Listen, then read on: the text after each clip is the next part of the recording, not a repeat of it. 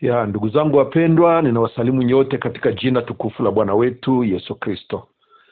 Ninamshukuru Bwana kwa wakati mzuri tena wa kuweza kuchangia neno la Mungu kama ilivyo kawaida yetu kwenye grupe hii. Kila Jumanne nachukua nafasi hii ya kuweza kuwafikishia neno la Mungu kulingana na jinsi kiongozi wa grupe hii alivyopanga program ama orodha ya mafundisho.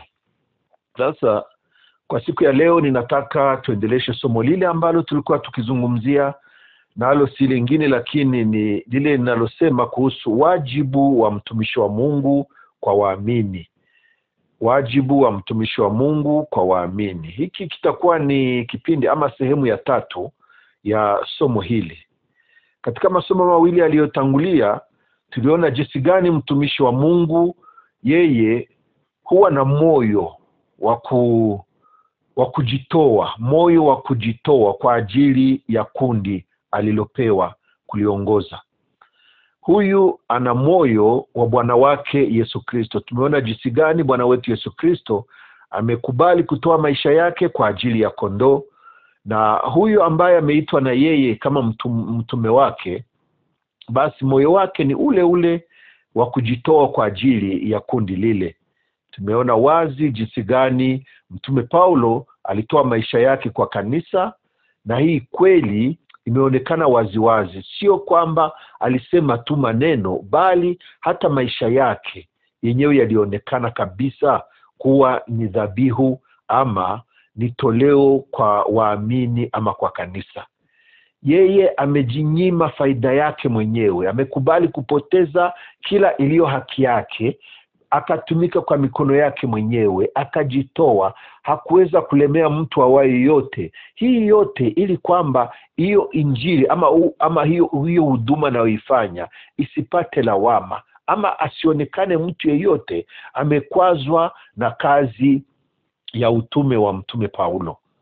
Amejitoa kweli maisha yake na akawa kielelezo, na hii ndiyo ilikuwa funzo lake ama fundisho lake kwa wale ambao aliwachukua kama wenzake wa kazi, watumishi wenzake, wakina Timotheo, wakina Tito, hao wote ambao wamefanya kazi pamoja na yeye. Kila mara alikuwa akiwaonya ili kwamba wajitoe na wasilemee watu kwa njia yoyote ile. Unajua, tumesoma katika kitabu cha Matendo ya Mitume katika sura yake ya 20 ama 12, mahali ambapo aliwakusanya wazee wa kanisa la Efeso. Akawaonya kwa maneno mengi sana. Sitayarudia kwa sababu tumeyaongea tangu sehemu ya kwanza ya somo hili, na sehemu ya pili tuliendelea pia. Lakini sasa kwa siku ya leo ninataka tuangalie jinsi gani huyu mtumishi wa Mungu, huyu ambaye ni kielelezo kwa wale ambao anawaongoza, alafu tuone jinsi gani anaweza akawaongoza katika njia inayonyooka ama njia ya kweli. Unajua, haitoshe kuhubiri tu kusema Yesu ni Bwana, mumwamini Yesu ninyi wenye dhambi, msipomwamini mtaangamia. Yani kufundisha yale ambayo unasoma kama vile herufi katika Biblia.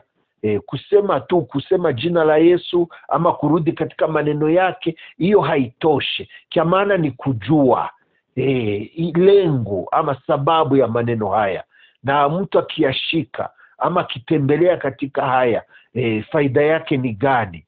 Unajua, kuna mambo ambayo yanaweza itwa ya Mungu, lakini ukiangalia vizuri sio ya Mungu kabisa.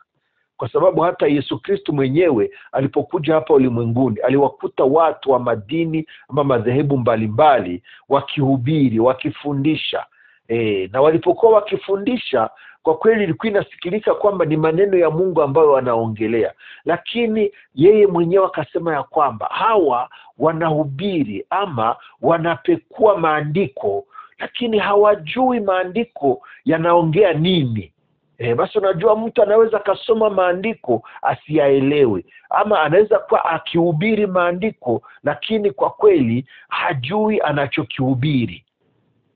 anasema wanapekua maandiko, wanatafuta uzima katika maandiko, lakini hawajui ya kwamba hayo maandiko yalikuwa yakinizungumzia ndiyo mimi. Leo nimekuja, lakini wamekataa kuja kwangu, halafu wakataka wapate uzima katika maandiko. Maandiko hayatawapa uzima. Maandiko yalikuwa yakitabiria mimi. Sasa nimekuja, wamekataa kuja kwangu ili wapate uzima. Unasikia, haya ni mambo mawili tofauti.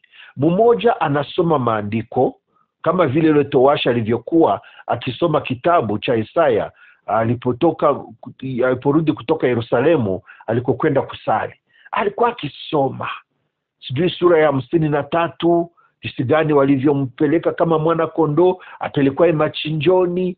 Hafu anasoma lakini haelewi. Mungu ambaye anachunguza mioyo akaona huyu mtu kwa kweli ana haja, anataka kujua, lakini hana awezaye kumsaidia kuelewa mambo hayo. Ndipo Roho akampeleka huyu Filipo, akampeleka jangwani ili amfasirie huyo towashi.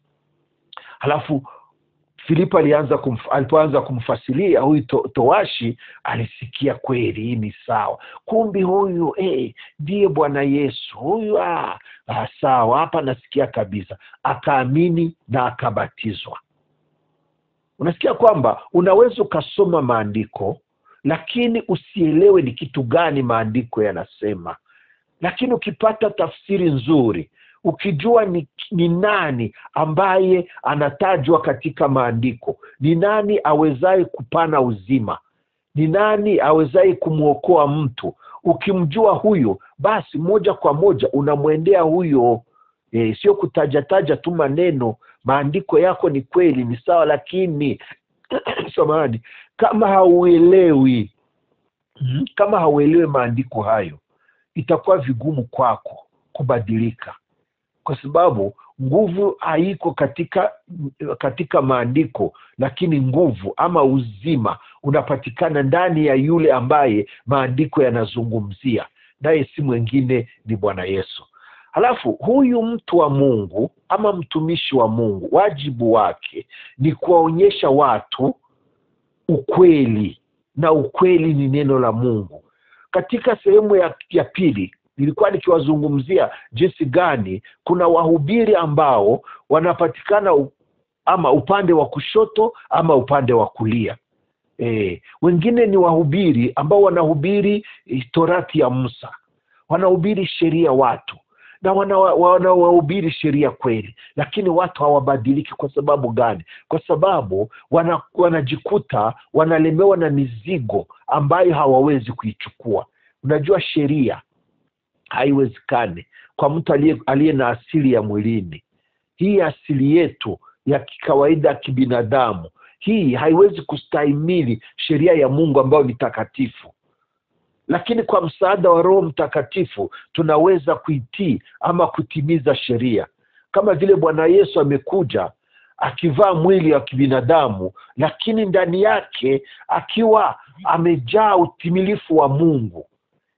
Huyu kweli, huyu angeweza kustahimili sheria na kuishinda ama kuitimiza sheria, kwa sababu ndani yake mlikuwemo uwezo wa kiroho. Alikuwepo Mungu mzima ndani yake, basi angeweza kustahimili ama kutimiza hii sheria. Lakini mwanadamu wa asili ya mwilini, huyo hawezi kuweza kutimiza sheria ya Mungu. Ndiyo maana leo tunakwenda kujifunza, kuangalia vizuri ni nani huyu mtumishi wa Mungu wa kweli. Anaelekeza watu njia gani, ya kushoto ama ya kulia? Katika kitabu cha Isaya sura yake ya 30 ama 13 mstari wa 20 na 21 au 12 na 21, Biblia inasema, na ingawa Bwana atawapeni chakula cha shida na maji ya msiba, lakini walimu wako hawatafichwa tena, ila macho yako yatawaona walimu wako, na masikio yako yatasikia neno nyuma yako likisema, njia ni hii, ifuateni, mgeukapo kwenda mkono wa kulia na mgeukapo kwenda mkono wa kushoto. Unasikia ndugu yangu, hii ni ahadi ya Mungu katika Agano la Kale. Mungu anasema akiliambia taifa lake, akiwaambia wana wa Israeli, anawaambia ahadi ama agano ambalo litakuja baada ya lile ambalo lilifanya pamoja na Musa. Anawaambia ingawa Bwana anawapatia chakula cha shida na maji ya msiba, lakini walimu wako hawatafichwa tena, ila macho yako yatawaona walimu wako. Unajua walipitia shida nyingi hawa watu ambao wanaitwa ni Waisraeli ama Wayahudi. Hawa wamepiganishwa na mataifa mengine kwa sababu wao walikuwa ni taifa tofauti. Ni watu ambao walimwabudu Mungu wakati wengine walikuwa na miungu yao. Halafu wakaona maisha ya hawa watu ni watu wanao maisha tofauti na maisha ya wengine ya mataifa mengine. Halafu haya mataifa yamewachukia sana na yakawapiga vita. Lakini kwa sababu walikuwa upande wa Mungu, Mungu aliwapigania, wakashinda mataifa. Lakini sasa wakati mwingine walikuwa pia wakienda kinyume ya sheria ya Mungu. Halafu wakimkasirisha Mungu, basi Mungu naye anawaruhusu hayo mataifa mengine kuwapiga. Halafu wengine wakapigwa kwa magonjwa. Halafu yakawa ni matatizo, ni shida, ni kilio na kusaga meno kwa wana wa Israeli. Lakini pamoja na hiyo, Mungu kwa sababu ya ahadi yake aliyoifanya na babu yao Ibrahimu, kwa sababu ya ahadi aliyoifanya na baba yao kina Daudi, basi Mungu alilinda lile agano ama alilinda hiyo ahadi aliyoifanya na hawa watu wake. Mungu akawapatia matumaini. Ndio maana Biblia inasema, na ingawa Bwana atawapeni chakula cha shida na maji ya msiba, lakini walimu wako hawatafichwa tena, ila macho yako yatawaona walimu wako, na masikio yako yatasikia neno nyuma yako likisema, njia ni hii, ifuateni, mgeukapo kwenda mkono wa kulia na mgeukapo kwenda mkono wa kushoto. Unasikia ndugu, kama ahadi inakuja kwako ya kwamba Mungu atakutumia walimu watakao kufundisha njia ya kweli, njia iliyonyoka, sio kwenda kushoto wala kuume, bali kuna njia iliyonyoka. Halafu mwalimu mzuri ni yule ambaye anaonyesha watu njia iliyonyoka, njia iliyo sawa, njia ambayo inaweza kumfikisha mtu katika uzima wa milele. Unajua kuna usemi wa kibinadamu ambao unasema ya kwamba njia zote hufika Roma. Tout chemin mène à Rome. Sasa kama njia zote zinaweza kufika Roma, lakini sio njia zote ambazo zinaweza fika mbinguni, sio njia zote ambazo zinaweza fika katika uzima wa milele. Ndio maana inakubidi uwe na mwalimu, tena mwalimu mzuri, mwalimu yule ambaye anajua kile ambacho anafundisha, anajua ukweli wa neno la Mungu. Sio mwalimu wa maneno ama maandiko. Ni mwalimu ambaye amepata ufunuo wa Roho, anajua kile ambacho anaongea. Akisema, akitaja jina la Yesu ama akisema habari za wokovu, basi na anajua njia ya wokovu ni gani. Akiongea watu habari za kufa na kufuka kwa Bwana Yesu, basi moja kwa moja watu wanaelewa, kumbe hii ndio njia ya ukombozi. Ni kwa kifo cha Bwana Yesu sisi tumepata uzima. Kama Bwana Yesu asingelikufa, basi na sisi tungebaki wafu katika njia zetu ama katika dhambi zetu. Mtu ambaye anajua wazi kile ambacho anakizungumzia watu, huyu ndiye anaitwa mtumishi wa Mungu, tena ambaye si wa maneno tu, ila na maisha yake pia yanaongea, kama tulivyoona katika sehemu 2 za kwanza zilizopita. Sasa kwa siku ya leo, moja kwa moja tunaanza na andiko hili la Mathayo sura yake ya 13. Mathayo 13 hapa ndipo somo letu la leo linaanzia. Mathayo 13 mstari wa 51 na 52, ama 51 na 52. 51 inasema Yesu aliwauliza, mumeyafahamu hayo yote? Wakamwambia naam. Akawaambia, kwa sababu hiyo kila mwandishi mwenye elimu ya ufalme wa mbinguni amefanana na mtu mwenye nyumba atoaye katika hazina yake vitu vipya na vya kale. Ninarudi tena kusoma maneno haya. Mathayo 13 51 52. Yesu aliwauliza, mumeyafahamu hayo yote? Wakamwambia naam. Akawaambia, kwa sababu hiyo kila mwandishi mwenye elimu ya ufalme wa mbinguni amefanana na mtu mwenye nyumba atoaye katika hazina yake vitu vipya na vya kale. Unajua, Yesu alipoongea maneno haya, labda tungeanzia juu kidogo ili upate kuelewa, ujue ni kwa nini Yesu anawauliza eti munaelewa hayo. Tusome kuanzia mstari wa 47 hadi 50.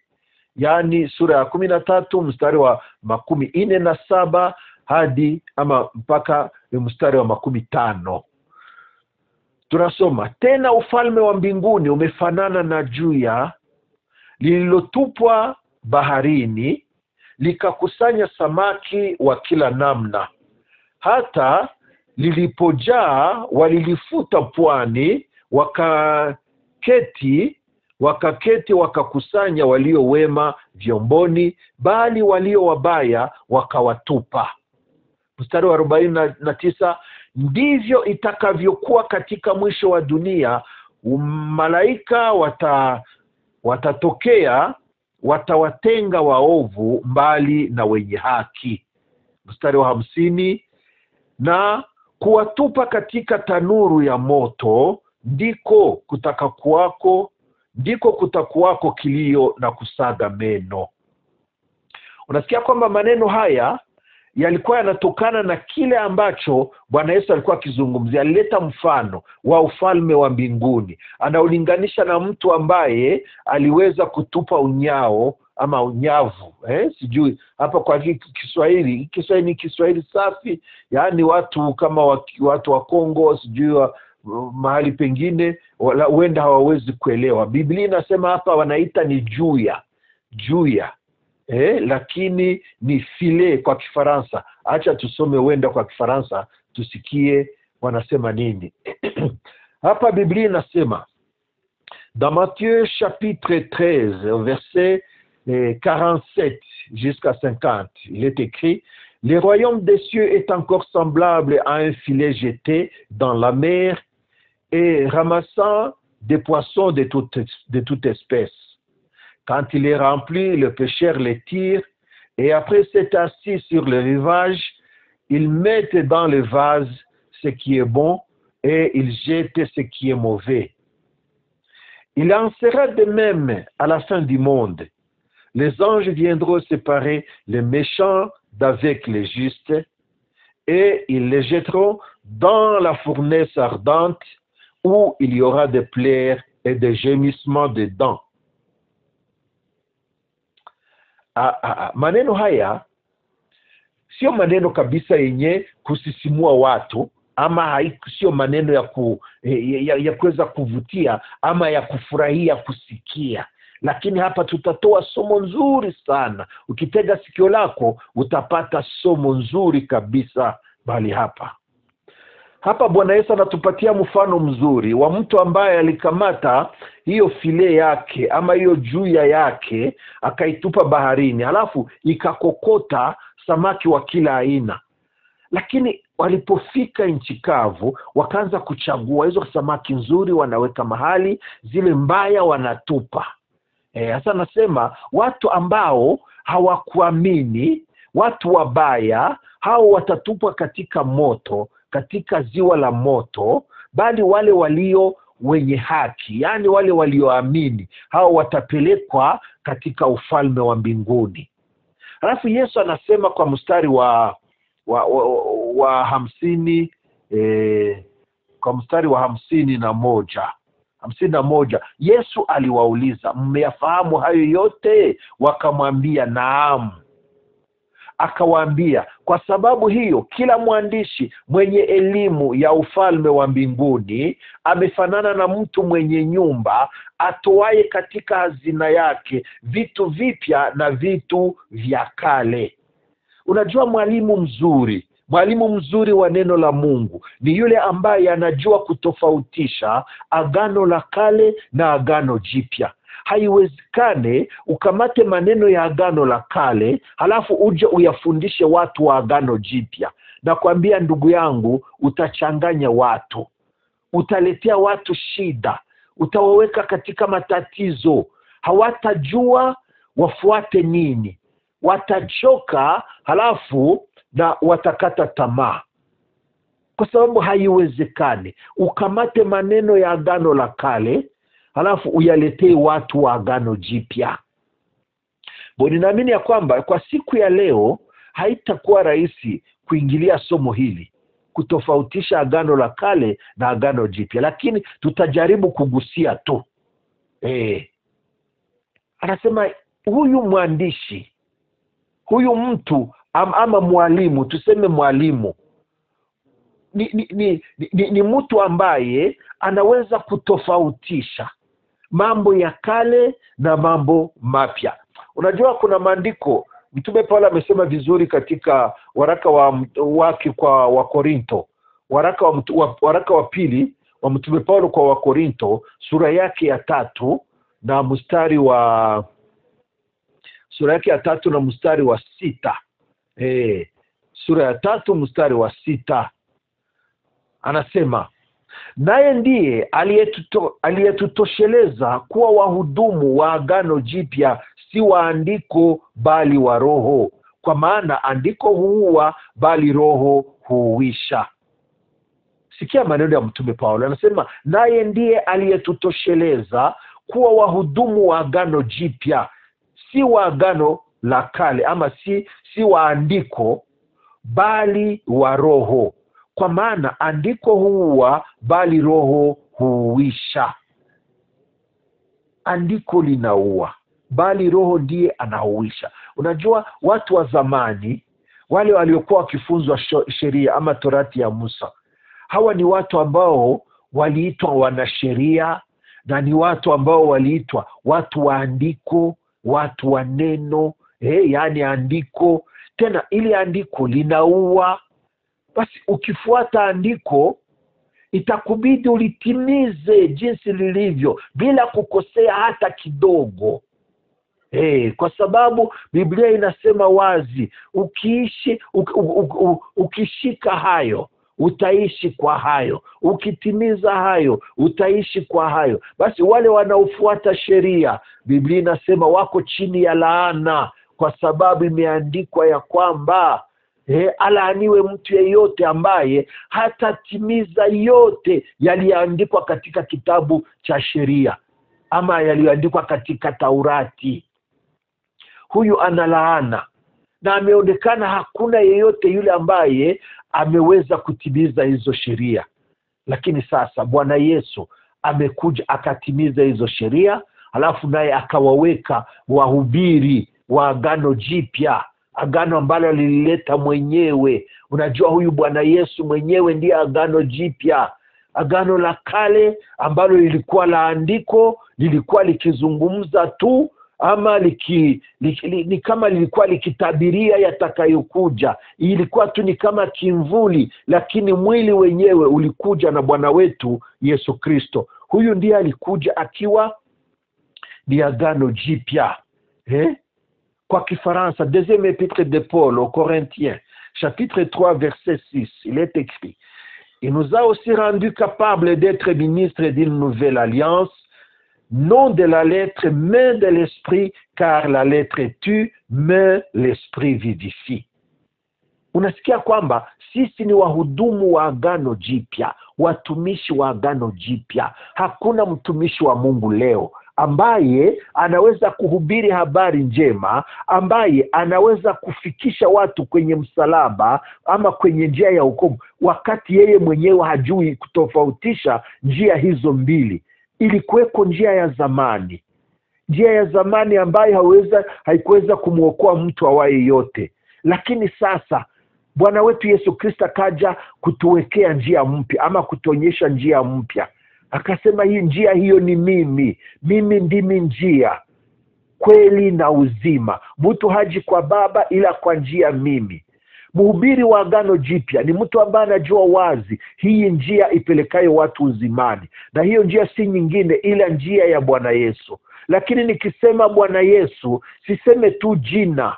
Sio kutamka tu jina, Bwana Yesu, amini Yesu uokoke, sijui nini, kwa maana wahubiri wote wanasema wanatumia hili jina la Yesu.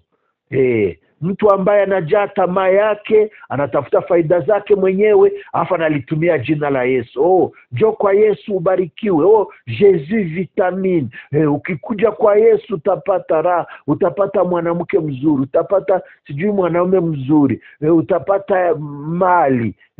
Ulikuwa hauna kazi, utapata kazi. Njoo kwa Yesu upate kazi. Sasa unakutana huyu Yesu naye anakuwa ni mwingine. Sio ule ambaye alihubiriwa na mitume wa Bwana Yesu ambao ni mitume wa kweli. Kuna watu ambao wanajua kwa nini Yesu Kristo amekuja ulimwenguni. Watu wanajua, kuna watu wanajua siri hii, kilichomleta Bwana Yesu. Yohana anasema huyu amekuja kuzimaliza kazi za shetani. Halafu watu wanafikiria kwamba kazi za shetani ni ukosefu. Ukiwa maskini, Yesu alikuja ili atutoe katika umaskini. Hapana, sio hiyo. Yesu hakuja ili kwamba tupate kuishi maisha ya raha katika huu mwili. Yesu hakuja kutuletea ufalme wa ulimwengu. Sisi ni wana wa ufalme wa Mungu, na ndio maana sisi inatubidi macho yetu kila mara tuyainue kwake. Tukitazama yaliyo juu, sio yaliyo chini. Ni mambo ya juu. Haya mengine yote yanahusiana na maisha. Hii ni kama nyongezo tu. Hii maisha ya ulimwengu ni kama nyongeza. Kuna wakati mwingine tumejifunza hapa jinsi ya kutafuta kwanza ufalme wa Mungu na haki yake, alafu mengine yote tukazidishiwa. Na sisi tukijua ya kwamba ni wana wa Mungu kweli, basi hatuna shaka ya kwamba Baba yetu wa mbinguni atatushughulikia, atatupatia chakula chetu cha kila siku. Huyu atajua kinachofaa wakati unaofaa. Basi ndio maana mhubiri wa kweli, mwalimu wa kweli, mtumishi wa Mungu wa kweli, huyu inabidi kwanza ajue ni kitu gani ambacho anakizungumzia. Sio kupeleka watu njia ya kushoto wala njia ya kuume. Kwa sababu tulisema wazi, njia ya kushoto ni ile ambayo inatokana huenda na Musa na zile sheria za Musa. Watu wanahubiri watu kuacha dhambi, sijui watii sheria, wafanye hiki na kile. Alafu wengine wa mkono wa kulia nao ni wale ambao wanahubiri neema ambayo haina kazi, neema ambayo haiwaokoe, neema ambayo haikukutoa utumwani katika utumwa wa dhambi, neema ambayo haikuruhusu ama haikufundishe kumtii Mungu. Nakutana mtu ni mtu wa neema tu. Si Mungu ameturehemu, amelipa dhambi zote. Sisi hatuende hukumuni. Sisi ni wana wa Mungu ambao wanatembelea njia ya giza. Wapi? Hapo wamepotea njia kabisa. Njia ya watoto wa Mungu ni njia iliyonyoka. Wanaotembelea njia hiyo ndio wanasikia sauti inayowaambia endeni, endelea. Hiyo ndiyo njia. Wakitaka kwenda kushoto wala kulia, wanasikia sauti nyuma yao ikiwaambia hapana, endelea. Hiyo ndiyo njia, jifuateni njia hiyo. Hiyo ndiyo njia ya kweli. Sio kwamba watu waanze kuchanganya mambo. Mara uchukue katika sehemu fulani ya maandiko, Agano la Kale, Agano Jipya, alafu change pamoja na kusema yote si maneno ya Mungu tu. Yote si ni neno la Mungu. Basi Biblia si ni moja. Biblia ni moja, lakini ina agano mbili. Biblia ni moja, ina agano mbili. Hebu niwaonje kidogo. Acha niwaonje kidogo tu, alafu katika kipindi kingine kitakachofuata ndipo nitawaonyesha waziwazi utofauti ulioko katikati ya sheria ama ile agano la kale na agano jipya. Lakini leo niwaonje tu nikiwasomea katika waraka kwa Waebrania sura yake ya 7 mstari wa 18 na mstari wa 19. Biblia inasema, maana kuna kubatiliwa kwa ile amri iliyotangulia kwa sababu ya udhaifu wake na kutokufaa kwake. Kwa maana ile sheria haikukamilisha neno. Kwa maana ile sheria haikukamilisha neno, na pamoja na hayo kuliingizwa matumaini yaliyo mazuri zaidi, ambayo kwa hayo twamkaribia Mungu. Na pamoja na hayo kuliingizwa matumaini yaliyo mazuri zaidi, ambayo kwa hayo twamkaribia Mungu. Unajua, katika sheria hii, sheria haikukamilisha kitu chochote. Hebu tusome kwanza kwa Kifaransa ili tuelewe zaidi, tuelewe vizuri, kwa maana nasikia Kiswahili hapa kina utata kidogo. Épître aux Hébreux chapitre 7 verset 18, il est écrit: il y a ainsi abolition d'une ordonnance antérieure à cause de son impuissance et de son inutilité, car la loi n'a rien amené à la perfection, et introduction d'une meilleure espérance par laquelle nous nous approchons de Dieu. Unasikia kwamba hii sheria ya kwanza imetoweka, imebatilishwa. Abolition ni kwamba kitu kinaondolewa. Kitu kikiwa aboli, manake ni kitu ambacho kinaondolewa. Kwa nini kinaondolewa? Ni kwa sababu hiki kilikuwa ni kidhaifu, wala hakiwezi kumkamilisha mtu. Maana kuna kubatiliwa kwa ile amri iliyotangulia, ama ile amri ya kwanza, ama zile sheria za Musa. Kuna kubatiliwa ama kugeuzwa ama kuondolewa kwa sababu ya udhaifu wake na kutokufaa kwake. Kwa maana ile sheria haikuwakamilisha watu ama haikulikamilisha neno. Na pamoja na hayo kuliingizwa matumaini yaliyo mazuri zaidi. Unajua, wakati iliondolewa kukaja ingine sasa ambayo inaleta matumaini yaliyo mazuri zaidi, ambayo kwa hayo twamkaribia Mungu. Unajua, leo tuna uhuru, leo tunaweza kumkaribia Mungu na moyo ulio wazi, moyo ambao hautuhukumu, hakuna woga, hakuna shaka, bali tunajawa na furaha ya kumkaribia Mungu. Njia hiyo ndiyo ambayo inawapasa watumishi wa Mungu wawafundishe watu, wawaonyeshe watu njia ya kweli ambayo inaweza kuwafanya wamkaribie Mungu. Unajua, zamani haikuwezekana mtu amkaribie Mungu. Kulikuwa ni mpatanishi mmoja ambaye ni Musa. Huyu ndiye alipokea sheria kwa Mungu, halafu akawaletea watu nao watimize sheria, na wakishindwa basi wamwendee kuhani, wapeleke sijui dhabihu, kama ni mbuzi, kama ni ng'ombe, kama ni kondoo, afu huyo mnyama achinjwe badala yao, damu yake imwagike na iwe dhabihu kwa dhambi za huyu mtu. Jamani, haya ni mambo ambayo yalisumbua watu sana. Unajua, wengine walikuwa hawana chochote, lakini wanatenda dhambi na wanahitaji msamaha. Halafu hao ndio walikuwa wanapeleka angalau njiwa kwa sababu hawana uwezo. Lakini kumbuka ya kwamba mwanadamu ambaye ni wa asili ya mwilini hutenda dhambi wakati wowote ule. Sasa hata hiyo njia wenyewe jamani kuipata kila siku ilikuwa pia ni shida. Lakini habari njema ni kwamba kuna ukombozi ambao tumeupewa katika njia ya imani katika Kristo Yesu. Tukimwamini huyu tu ambaye alikuja kujitoa mwenyewe kama dhabihu ya dhambi, kwa kweli njia hiyo inatupeleka moja kwa moja uzimani. Ndio maana Biblia inasema, kwa maana ile sheria haikukamilisha neno, na pamoja na hayo kuliingizwa matumaini yaliyo mazuri zaidi, ambayo kwa hayo twamkaribia Mungu. Matumaini mazuri zaidi ambayo kwa hayo tunamkaribia Mungu. Introduction d'une meilleure espérance par laquelle nous nous approchons de Dieu. Matumaini yaliyo mazuri zaidi, halafu yanatufanya sisi tumkaribie Mungu. Hebu tuende mbele kidogo katika sura yake ya 8, sura ya 8 mstari wa 13. Waraka huu kwa Waebrania sura ya 8 mstari wa 13 inasema, kwa kule kusema agano jipya amelifanya lile la kwanza kuwa kuukuu. Lakini kitu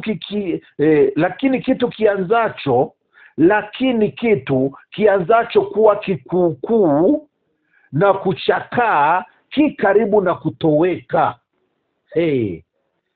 Eti kwa kule kusema agano jipya amelifanya lile la kwanza kuwa kuukuu. Lakini kitu kianzacho kuwa kikuukuu na kuchakaa ki karibu na kutoweka. Hebu tuende kwa Kifaransa tusikie. Kwa Kifaransa inasema nini? Épître aux Hébreux chapitre 8 verset 13, en disant une alliance nouvelle, il a déclaré la première ancienne. Or, ce qui est ancien, ce qui a vieilli, est prêt de disparaître. Unasikia kitu kikiitwa ni agano jipya, ina maana kwamba kuna kile ambacho ni kia zamani, agano la kale. Ukisikia tu agano jipya, moja kwa moja unasikia kwamba kulikuweko nyingine, kwa sababu hawawezi sema agano jipya wakati hapakuwepo agano lingine. Lakini sasa ili la kwanza lilikuwa aboli ama limetolewa, limebatilishwa. Hili limegeuzwa, yani limekuwa remplace. Yani kulikuja lingine badala yake. Kumekuja lingine, agano lingine badala ya lile la kwanza. Ukisikia agano la kale, basi jua pia kuna agano jipya. Hauwezi sema agano la kale kama hakuna agano jipya, na hauwezi sema agano jipya kama hakuna agano la kale. Basi mwalimu mzuri ni yule ambaye anajua kutofautisha mambo haya. Ukijua kutofautisha agano la kale na agano jipya, basi utakuwa na chakula kizuri cha kuwalisha watu wa Mungu. Utakuwa na mafundisho mazuri, utakuwa na mwelekeo mzuri wa kuweza kuwaelekeza watoto wa Mungu katika njia ya uzima. Kwa sababu njia zote hazifike huko, njia zote hazifike uzimani. Zinaweza zikafika Roma, lakini haziwezi fika uzimani. Njia ya uzima ni moja tu, nayo ni Bwana wetu Yesu Kristo. Hebu kabla hatujamalizia somo letu la leo, acha turudi tena kwa hiyo Injili ya Mathayo sura ya 13, mahali tulikoanzia. Sura ya 13 mstari wa 51 na 52. Nasema Yesu aliwauliza, mumeyafahamu hayo yote? Wakamwambia naam. Kwa mstari wa 52 anasema, akawaambia, kwa sababu hiyo kila mwandishi mwenye elimu ya ufalme wa mbinguni amefanana na mtu mwenye nyumba atoaye katika hazina yake vitu vipya na vya kale. Mtu mwenye nyumba anajua vitu vyake, anajua hiki ni kitu cha kale, anajua hiki ni kitu kipya. Sasa Yesu amechukua mfano huu kuonyesha walimu, watu ambao ni wakufunzi, watu wa kufundisha wengine, watu ambao wanaweza kuongoza wengine. inabidi hawa watu wajue kutoa katika hazina yao, kwa sababu mtu hawezi kutoa ama hawezi kupana kitu asichokuwa nacho. Unajua kila mtu anatoa kile alicho nacho. Basi kama hauna chochote, na wewe hawezi ukatoa chochote. Basi ukitoa kitu, ina maana ni kile unacho. Basi kama wewe unajawa na yale mambo ya kale, mambo ya zamani, basi ukitoa, utatoa ni hayo mambo ya kale ndio utawapatia watu. Hiyo vino ya kale, hauna vino mpya. Kwa maana hata mfuko wako wenyewe unaweza kuwa ni ule mfuko wa zamani, alafu unawekwa ndani vino ya kale. Sasa huyu inabidi kwanza ugeuze, tafuta mfuko mpya. Unajua mfuko mpya, huyu mfuko Bwana Yesu alikuwa akifananisha, akileta mifano, yani alikuwa akifundisha kwa mifano. Nafundisha kwa mifano. Huyu mtu ambaye ana mfuko wa kale, na vino hiyo yake ni hiyo vino ya kale, hata ukitoa hiyo vino ya kale unaweka vino mpya kwenye huyo mfuko wa kale, kwa kweli huyo mfuko utatoboka ama utapasuka. Kwa maana hiyo vino itaweza ikavimba na kupasua huo mfuko, kwa maana ni wakali. Alafu huo mfuko unalinganishwa na moyo wa mtu, moyo wa mwanadamu. Mtu ambaye ana moyo ulio safi ni mtu ambaye anaweza kupokea vitu vilivyo safi, anaweza kapokea vino mpya katika moyo mpya. Lakini mtu akiwa na moyo wa kale alafu apokee vino mpya, haitawezekana, atakosa yote, na huyo mfuko utaharibika na vino yenyewe itamwagika, basi atapata hasara. Lakini Bwana Yesu anasema sasa, huyu mwandishi mwenye elimu anayejua, ati kila mwandishi mwenye elimu ya ufalme wa mbinguni amefanana na mtu mwenye nyumba atoaye katika hazina yake vitu vipya na vya kale. Kujua kutofautisha mambo, hii itakusaidia kuwaleta watu katika njia ya kweli. Lakini kama wewe mwenyewe haujui njia, utawezaje kuongoza watu njia? Njia ya uzima ni moja tu, na jinsi ya kuiendea hiyo njia ni njia moja. Yesu mwenyewe amesema, ukitaka kunifuata basi ujikane nafsi yako, halafu uchukue msalaba wako kila siku unifuate. Hauwezi kujua njia na wewe mwenyewe haujaiona ama haujaitembelea. Kuna watu wamesikia habari tu, habari za Bwana Yesu. Yesu ni Mwokozi, Yesu ndiye anasamehe dhambi, Yesu ndiye atakuja kuhukumu ulimwengu. Yesu, wanajua mambo ya Yesu kwa akili tu, lakini wenyewe hawana uhakika wa mambo yale katika maisha yao. Hawakuwahi kukutana na huyu Yesu Kristo, halafu akabadili maisha yao, akawafanya viumbe vipya. Hawana hiyo experience, hawana huo ujuzi, hawajui maisha ya rohoni, hawajui maisha mapya katika Kristo Yesu. Ni watu ambao wana hadithi tu, wamesikia maneno, wanaongea maneno ya Yesu, lakini wenyewe hawayajui, hawayaishi. Yani Yesu mwenyewe hawamjui, hawajakutana naye, halafu unakutana ni watu tu wanaongea tu maneno. Wahateri wazuri wakiongea unasikia kweli ni mtu anajua maneno, lakini kwa kweli hajui kitu. Huyo alafu anaweza kukupoteza njia, anaweza kukupatia ule ujuzi alionao, na ujuzi wenyewe kama ni ule wa Agano la Kale, kama ni sheria tu ndiye anajua, basi na akiwa ni inawezekana awe wa neema, wanataja neema tu, lakini mwenyewe hamna neema ndani yake, wala hajajua neema ni kitu gani. Kwa maana neema, jamani, neema, tumeokolewa kwa neema. Neema ni uwezo wa Mungu, neema ni nguvu za Mungu ambazo zinabadilisha maisha ya watu. Na unajua mahali sheria imeshindwa, halafu neema hayo imekuja kuja kutimiza. Sheria imetuletea tafadhali, neema imetuletea wokovu, wakati sheria ilikuwa imeshindwa. Tulishindwa kuokoka, lakini neema ikaja ikatuokoa. Jina la Bwana libarikiwe. Mtu ambaye hajui neema anahitaja tu kwa kinywa chake, huyu anaweza poteza watu njia. Wanafikiri kwamba wako katika njia ya uzima, kumbe wamepotea njia tayari. Lakini Bwana Yesu akasema hasa huyu mtu ambaye ni mwandishi mwenye elimu ya ufalme wa mbinguni, huyu atafanana na mtu mwenye nyumba atoaye vitu vya kale na vitu katika hazina yake. Anajua hapa kuna vitu vya kale na vitu vya zamani. Unajua, tukihubiri agano la kale, basi moja kwa moja tunataka tu kuhakikisha ya kwamba neno la Mungu ni kweli. Tunawaambia watu, tazama, Mungu mwenyewe akaanza kutembea na watu kwa njia hii. Tazama jinsi alivyotembea na Musa, akatembea na watu wake kwa wakati ule, ilikuwa ni hivi na hivi. Basi tunaichukua kama mfano tu, na hii inatusaidia, ingawa tunaisema kama hadithi, lakini tunakuja kuonyesha sasa utimilifu wake. Tunasema wakati Mungu aliahidi kwamba atatuma mtu mwingine, atatuma mtu ambaye atakuja kutimiza yale ambayo yameshindikana.